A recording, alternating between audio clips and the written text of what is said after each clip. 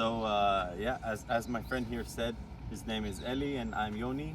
By the way, we're reserves, so we're not in the regular army. And what you can see here is just the chaos that they breached the kibbutz. And this was a kindergarten for kids 3-4 years old. And you can see the bullet holes in the windows. They burnt down whatever they could. They broke the fences. They destroyed the whole strip. Yeah, and this is the situation around here on the Gaza Strip. This is Kibutz Beire, and the same thing could be seen in every street here in the kibbutz. And so we know you're doing, you're in reserve duty while people are in mandatory service. Yeah. And tell me a second about, how do you feel comfortable with the supplies you currently have, and what do you think is missing?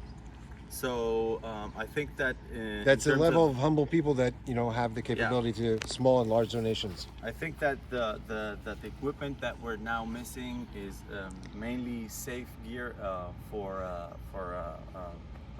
bulletproof vests, and that's basically the most important thing that we can have, because we have the ammo, we have everything. It's just we need as much defense as we can to win this war. And how is how is the morale of the reservists and the Sadir and the civilians that are coming to help? How do you see that atmosphere in half a minute? I think that the fact that you are here at the front line now, which has become inside Israel, which is something that we're not used to, I think that's the best thing that we can get. The morale is very high.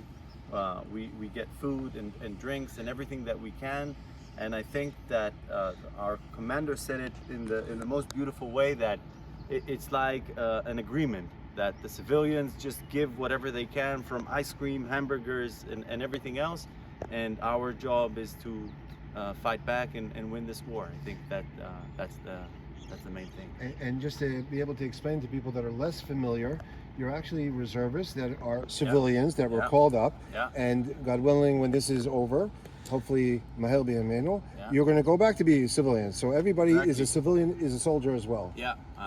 For defense of the country. Yeah, I have a wife and 2 children, 2 girls, 5 and 7. We woke up at Saturday morning. We got the call from the commanders, and we all ran as fast as we can to get the ammo and everything that we need, all the equipment.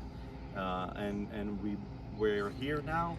The amount of soldiers that are in reserve, I think it's 300 or 400,000.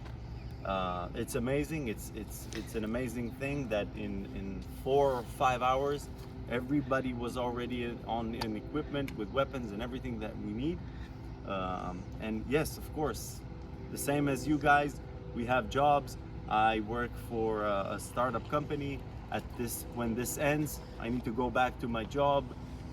And I think that the support that we get from our colleagues abroad is amazing as well. We get calls and emails from customers and suppliers saying how much they feel that their need, and I've even gotten a request to come to France for a vacation, and I told them thank you, but this is where I need to be to defend this country. One last question, because we don't want to make it long, and we know it can last for long. What we've discovered, outside of giving whatever humble people can do in the United States and give, is important. We've also discovered, as we know, all of us are civilians. You work for a startup. Yeah. Where do you work? Yeah, I'm a teacher. A teacher. A teacher. You work for education. So what we feel, we've discovered also that some of the money that we get, because we can't always send duffel bags here, we'll do the best we can, but we're trying to spend the money in small businesses, not large chains, but to help the small businesses in the economy, which is very important. Do you think that, would you agree with that? Absolutely. I think that the big companies are especially the ones from abroad, are fully equipped, and they have the money and they have the resources, but at the end of the day, the barbers, the pizzerias, all of these, in Netivot, in Ashkelon, everything that was evacuated from civilians needs to go back. And I think that the cash flow is running out. My company is a startup.